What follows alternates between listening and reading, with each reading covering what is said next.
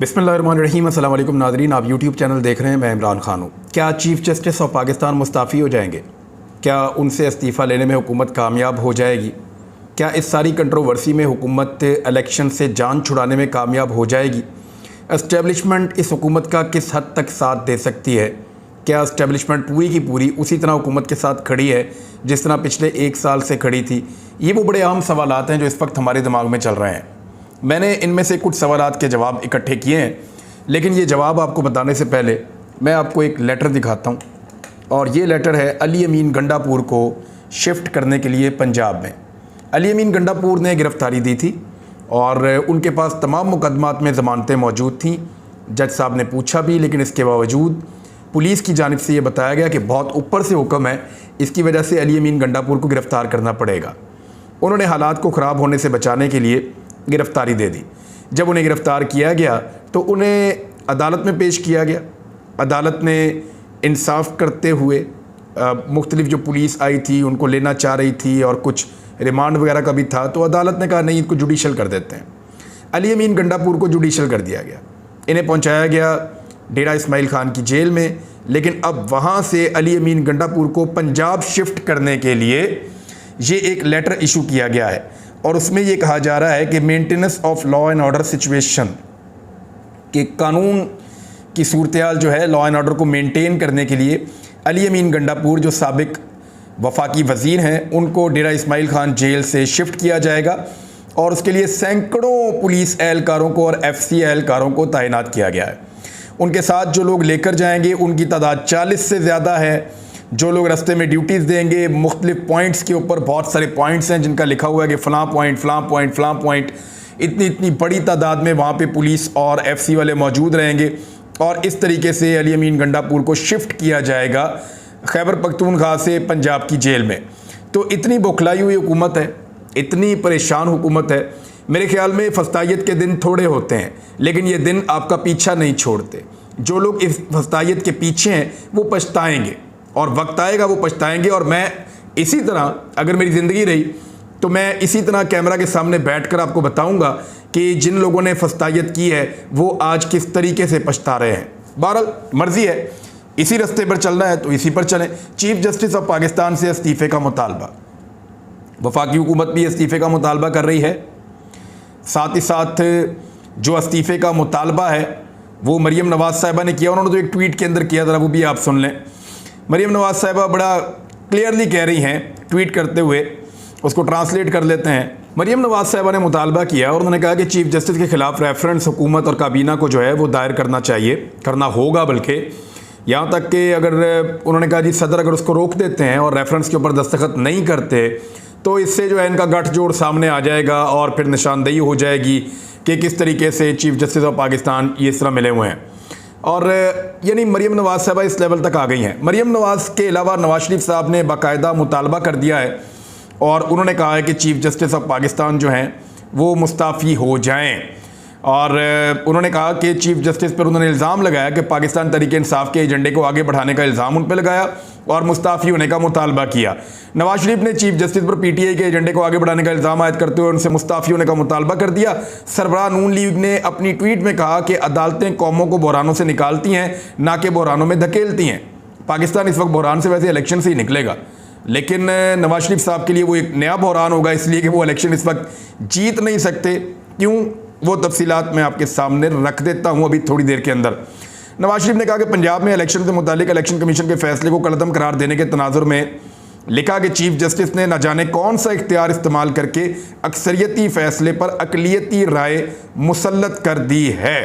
नवाज़ शरीफ ने chief justice से Mustafi होने का मुतालबा करते हुए लिखा कि अपने मनसब और आइन की तौहीन करते हुए PTI के एजेंडे को आगे बढ़ाने वाला चीफ़ जस्टिस मज़ीद तबाही करने की बजाय फिल फौर मुस्ताफ़ी हो जाए। हुकूमत का भी चीफ़ जस्टिस से मुस्ताफ़ी होने का मुतालबा। वफाकी वज़ीर इत्तलाआत ने एक प्रेस कॉन्फ्रेंस की। उन्होंने कहा कि अतर मनल्ला का बड़ा फ़ैसला सामने आया, हालांकि वो इख्तलाफी नोट है।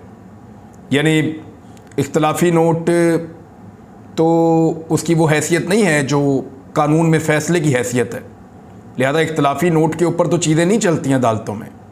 बहरहाल वो इख्तलाफी नोट भी बहुत ज़्यादा मुतनाज़ है, सियासी नौयत का इख्तलाफी नोट लोग उसे कह रहे हैं, और इसलिए कह रहे हैं कि उसके बाद बहुत ज़्यादा सियासत पाकिस्तान में हो रही है। अतर मिनल्ला साहब ने चंद मखसूस पॉइंट्स के ऊपर तो बात की है, लेकिन बहुत सारे पॉइंट्स पे बात करना वो भूल गए या वो करना नहीं चाह रहे थे। हमें अच्छी तरह याद है, यही अतर मिनल्ला साहब जो अब फरमा रहे हैं कि अदालतों को सियासी मामलात में नहीं आना चाहिए। तो जिस वक्त इमरान खान साहब के खिलाफ रजीम चेंज ऑपरेशन हो रहा था, उस रात अतर मिनल्ला साहब ने अदालत खोली थी और सियासी मामले के अंदर वो कूदे थे। इसी तरह उस रात सुप्रीम कोर्ट ऑफ पाकिस्तान भी खुली थी। आज वो कह रहे हैं कि उस वक्त जो सोमोटो लिया गया वो भी गलत है, आज जो लिया गया वो भी गलत है।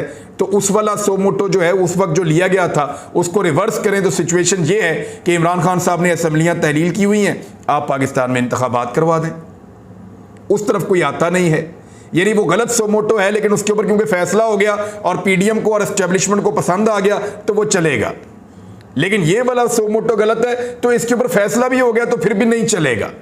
लोग इतने तो सादे नहीं है ना साहब, लोगों को पता चल जाता है कि कौन कहाँ से बोल रहा है और क्या बात करना चाहता है और कौन किसके अंदर से बोल रहा है, लोगों को पता चल जाता है, लोग बेवकूफ़ नहीं हैं। इसी तरह से आज जो कौमी सलामती कमेटी का एक इजलास हुआ, उसका एलामिया तो बड़ा वाज़ेह है, हमारे सामने मौजूद है, आप सब ने पढ़ भी लिया होगा। मैं सीधा सीधा चीज़ें आपको बता देता हूँ। गुज़िश्ता दिन जो हुआ है कौमी सलामती कमेटी का एक इजलास, जो मीटिंग हुई है, उसके अंदर चंद चीज़ें की गई हैं। एक तो ये कहा गया कि दहशतगर्दी के ख़िलाफ़ एक जामे ऑपरेशन किया जाएगा। जो माजी में एक पॉलिसी अपनाई गई थी उस पॉलिसी से इख्तलाफ किया गया और ये कहा गया कि नए सिरे से ऑपरेशन किया जाएगा पाकिस्तान में। लेट्स सी हुकूमत की ये पॉलिसी एक नई पॉलिसी है, देखते हैं, क्योंकि पॉलिसीज़ चेंज होती रहती हैं एस्टेब्लिशमेंट के साथ साथ, हुकूमतों के साथ साथ। पाकिस्तान कोई मुस्तकिल पॉलिसी अपनाने में हमेशा नाकाम रहा है। इमरान खान साहब की हमेशा पॉलिसी ये रही है कि पाकिस्तान के अंदर अमन पैदा किया जाए, पाकिस्तान किसी और मुल्क की जंग में ना जाए, पाकिस्तान की सरजमीन पे कोई बाहर से आके मुल्क हमला ना करे, दूसरों के मफादात के लिए हम फैसले ना करें, जो फैसला करें वो खालिसतन पाकिस्तान और पाकिस्तानियों के मफादात को मद्देनज़र रख कर करें और सबको इकट्ठा करके पाकिस्तान के अंदर अमन व अमान पैदा करें। उनकी ये पॉलिसी थी। और जनरल बाजवा की अपनी एक पॉलिसी थी और वो कभी भी हुकूमत की पॉलिसी को ऐसा नहीं लगा कि उन्होंने वो खातिर में लाए हों, क्योंकि मुझे अच्छी तरह याद है जब हुकूमत पाकिस्तान ने ये फैसला किया था कि हम रशिया और यूक्रेन की लड़ाई में न्यूट्रल रहेंगे, तो जनरल बाजवा ने रशिया की मजम्मत कर दी थी। यानी ये एक बहुत बड़ा बोल्ड स्टेप था।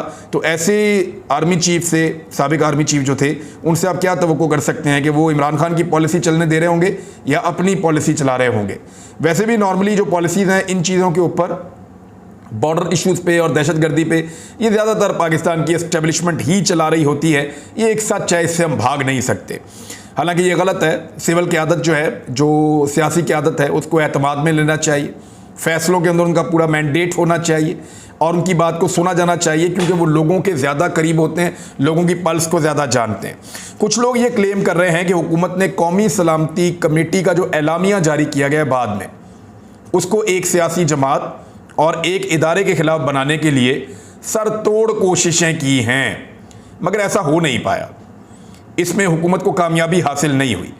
पाकिस्तान पीपल्स पार्टी, यानी इस वक्त इनका अगर दिल चाहे या इनका बस चले तो ये हर चीज़ को पाकिस्तान में मुतनाज़ कर दें, लेकिन कर नहीं पा रहे। मैंने बहुत सारे जो कानून और आइन के बाहर हैं उनसे पूछा कि ये जो एक्सरसाइज हुकूमत कर रही है, इधर से एक रेफरेंस दायर करवा दिया, उधर से एक अननोन आदमी उठाया, वो रेफरेंस लेकर चला गया, वहाँ से नवाज शरीफ का मुतालबा आ गया, मरियम का आ गया, वफाकी काबीना का चले आ गया, एक करारदाद पास हो गई, इससे क्या होगा? तो मुझे जो आइनी और कानूनी माहिरीन है उन्होंने कहा इससे 0/0 नतीजा निकलेगा, इससे कुछ भी नहीं होगा। हुकूमत को हर हाल में इलेक्शन करवाने पड़ेंगे, सुप्रीम कोर्ट ऑफ पाकिस्तान के फैसले पर अमल करना पड़ेगा, ये नहीं भाग सकेंगे, ये बहुत बुरी तरह फंस जाएंगे। ये सिर्फ सियासी शहीद बनना चाहते हैं, इदारों के साथ एक लड़ाई करना चाहते हैं। शहबाज शरीफ साहब को भी ये पता चल गया कि जिस तरह की उनकी कारकर्दगी है, उनकी अपनी ज़िंदगी में दोबारा पाकिस्तान की एस्टेब्लिशमेंट, पाकिस्तान के लोग और पाकिस्तान की सियासी जमातें कभी उन पर दोबारा एतबार नहीं करेंगी और उन्हें शायद कभी भी दोबारा वज़ीर आज़म पाकिस्तान नहीं बनने देंगी। पाकिस्तान पीपल्स पार्टी का एक एलामिया सामने आया है इस कौमी सलामती कमेटी की मीटिंग के बाद।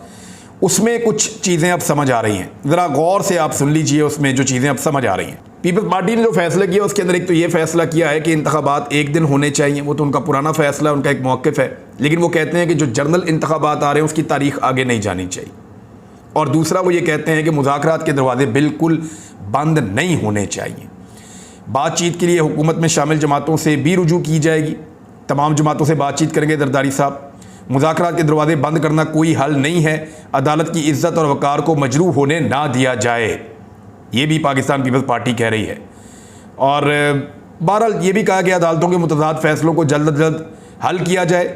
मुनसिफाना और आज़ादाना इंतखाबात एक ही दिन होने चाहिए। इंतखाबात के इनेकाद में किसी किस्म की ताख़ीर बर्दाश्त नहीं करेंगे। आइन में मैंडेट की तारीख वाज़े दर्ज है। अब आइन में तो मैंडेट की तारीख है, लेकिन अगर कोई असम्बली तहलील हो जाए तो वो भी आइन में दर्ज है कि 90 दिन के अंदर वहाँ पे इंतखाबात होंगे। उससे पाकिस्तान पीपल्स पार्टी फ़िलहाल भाग रही है। देखिए, पीपल्स पार्टी इतना बोल्ड स्टेप क्यों ले रही है? पीपल्स पार्टी को इस बात का पता है कि जब वो दोबारा इंतखाबात में जाएंगे तो उनके इम्कानात रोशन है कि वो कुछ हद तक कोई ना कोई जुगाड़ करके सिंध में दोबारा हुकूमत बना सकते हैं। यानी उनकी हद तक उनको ऐसा लगता है कि वो सिंध में हुकूमत बना सकते हैं। हालांकि सिंध में अब उनकी हालत बहुत पतली है, लेकिन धांधली करके, गेम डाल के, ब्यूरोक्रेसी को इस्तेमाल करके, रस्सागिरी और ताकत को इस्तेमाल करके, जो जरदारी साहब का स्टाइल है, वो उससे सिंध में दोबारा हुकूमत बना सकते हैं। इसलिए उनका कुछ ज़्यादा चाह नहीं रहा। जो जा रहा है वो PMLN का जा रहा है। बेड़ा गर्क तो PMLN का हो रहा है। अगर इस बीच में कोई अजीबोगरीब एडवेंचर हो जाता है पाकिस्तान में, तो उसका नुकसान उन जमातों को होगा जो आने वाले दिनों में सूबों में और वफाक में हुकूमत बनाने जा रही हैं। तो पीपल्स पार्टी उनमें से एक जमात है। PTI जो है उसमें सबसे बड़ी जमात है।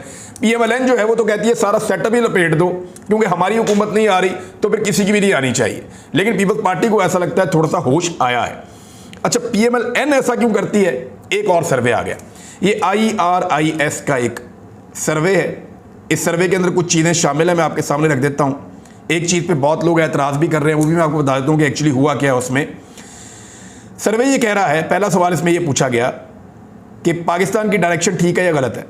73% पाकिस्तानी कह रहे हैं गलत है, 9% कह रहे हैं ठीक है, और 18% ने राय नहीं दी। इसके बाद आ जाए अगला सवाल, पाकिस्तान के सबसे बड़े इशूज़ कौन से हैं, मसाइल कौन से हैं। 76% पाकिस्तानी आज कह रहे हैं कि महंगाई सबसे बड़ा मसला है, 7% कह रहे हैं बेरोज़गारी, 3% कह रहे हैं कि पाकिस्तान की जो मईशत की सूरत हाल है, 3% कह रहे हैं कि सेहत की सूरत हाल है, 2% करप्शन, 2% बिजली के बिल, 1% जो पुलिस का सिस्टम है, और 5% दीगर चीज़ों को बता रहे हैं कि ये पाकिस्तान के अहम मसाइल हैं। अगला सवाल ये पूछा गया कि क्या आपको लगता है कि मौजूदा हुकूमत महंगाई पर काबू पा सकेगी? तो 76% पाकिस्तानियों का कहना है कि नहीं, मौजूदा हुकूमत नहीं कर पाएगी। 11% का कहना है कि मौजूदा हुकूमत महंगाई पर काबू कर पाएगी, और 13% लोगों ने इसके ऊपर मुख्तलिफ राय दी है। कौमी सतह के ऊपर यानी इमरान खान, नवाज शरीफ, आसिफ अली जरदारी और शहबाज शरीफ जो कौमी सतह के लीडर हैं, बिलावल, मौलाना फजलुर रहमान, जिन्होंने कौमी असम्बली का इलेक्शन लड़ना है, और उनकी पॉलिटिकल पार्टीज़, कौमी सतह पर ट्रेंड क्या होगा वोटिंग का, इस पर भी लोगों ने अपनी राय दी है। पाकिस्तान तहरीक इंसाफ 40% लोग कहते हैं जी इसको हम वोट डालेंगे, 19% कहते हैं PMLN को डालेंगे, 11% कहते हैं जी हम पीपल्स पार्टी को डालेंगे, तहरीक लबैक को 5% कहते हैं, जमात इस्लामी को 2% कहते हैं, ANP को 2% कहते हैं, बाकी पार्टीज़ को 9% कहते हैं, और 12% जो है उनकी अलग राय। लेकिन मामला ये है कि ये जो 40% है, ये हर हल्के के अंदर अगर 40% है तो इमरान खान साहब तो बेशतर हल्के जीत जाएंगे, वो तो आराम से 70-80% की कामयाबी हासिल कर देंगे। ये भी एक बड़ा सवाल है। पंजाब के अंदर सूरत हाल ये है कि 45% PTI, 31% PMLN, पीपल्स पार्टी 5%, तहरीक लबैक 5%, और अलग जो हैं लोगों की अलग ओपिनियन जो है वो 11% की है। पीपल्स पार्टी जो है वो सिंध के अंदर 30%, PTI उनके बहुत करीब है 26%, MQM 9%, और मुस्लिम लीग फंक्शनल 9%, और दीगर जो हैं वो हैं 12%। खैबर पख्तूनख्वा में 52% पाकिस्तान तहरीक इंसाफ, और ANP 9% दूसरे नंबर पे, PMLN तीसरे नंबर पे 9%, फजलुर रहमान की पार्टी 8% चौथे नंबर पे, और बाकी 11%। बलूचिस्तान की सूरत हाल में बलूचिस्तान नेशनल पार्टी 17%, पाकिस्तान तहरीक इंसाफ वहाँ भी दूसरे नंबर पे है, 2 सूबों में पहले नंबर पे, 2 सूबों में दूसरे नंबर पे, और तहरीक इंसाफ 13%, नेशनल पार्टी 13%, बलूचिस्तान अवामी पार्टी 9%, और बाकी जो है वो 19%। अच्छा, कौन सा लीडर पाकिस्तान को इस वक्त मुश्किलात में से निकाल सकता है? ये एक ऐसा डाटा है जिसके ऊपर बड़ा सवाल उठाया गया कि 103% कैसे हो गया। मैं आपको भी बता देता हूँ। इसमें जी सबसे पहले इमरान खान साहब 56% लोग कहते हैं कि इमरान खान पाकिस्तान को मुश्किल से निकाल सकते हैं। नवाज शरीफ 16% हैं, और कोई भी नहीं निकाल सकता, 13% लोग ये कह रहे हैं। और इसके अलावा अदर्स जो है वो 11% लोग बाकी सारे सियासतदानों के बारे में राय दे रहे हैं, जिसमें TLP वाले भी हैं, फजलुर रहमान भी हैं, बाकी सारे भी हैं। और इसके बाद शहबाज शरीफ साहब को 1% लोग 1% लोग समझते हैं कि शहबाज शरीफ शायद पाकिस्तान को मुश्किल से निकाल सकते हैं। 1% लोग आसिफ अली जरदारी को समझते हैं कि वो मुश्किलात से निकाल सकते हैं। तो ये मिला के कोई हो जाता है जी 103%। एक्चुअली 103% नहीं है, इसके अंदर कुछ लोगों को राउंड फिगर किया गया है, यानी जो आसिफ अली जरदारी साहब का है वो 0.5% है, तो उसको 1% कर दिया ताकि लोगों को आराम से समझ आए। एक और साहब है, उनका भी 1.5% है, तो उसको भी 2% कर दिया गया है।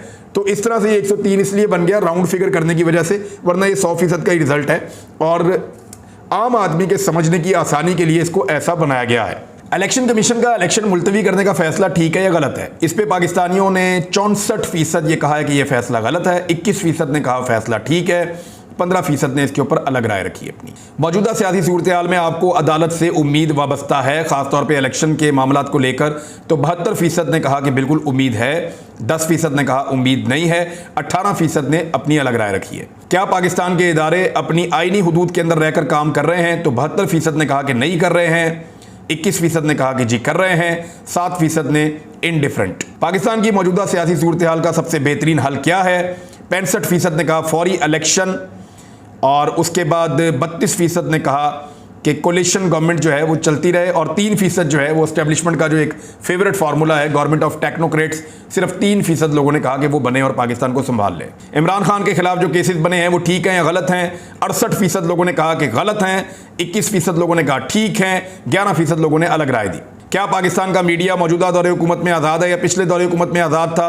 तो 59% लोगों ने कहा कि पिछले दौरे हुकूमत में बेहतर था, 19% लोगों ने कहा कि आज बेहतर है, जबकि 12% लोगों ने कहा कि दोनों अदवार में पाकिस्तान के मीडिया के साथ हालात अच्छे नहीं थे। कुछ और भी सर्वे है नाज़रीन, वो मैं आपको अगले वीलॉग में बताऊंगा, क्योंकि टाइम बहुत ज़्यादा आगे बढ़ता जा रहा है, ज़्यादा लंबा वीलॉग हो नहीं सकता। अब तक के लिए इतना ही, अपना ख्याल रखिएगा, अपने चैनल का भी। अल्लाह हाफ़िज़।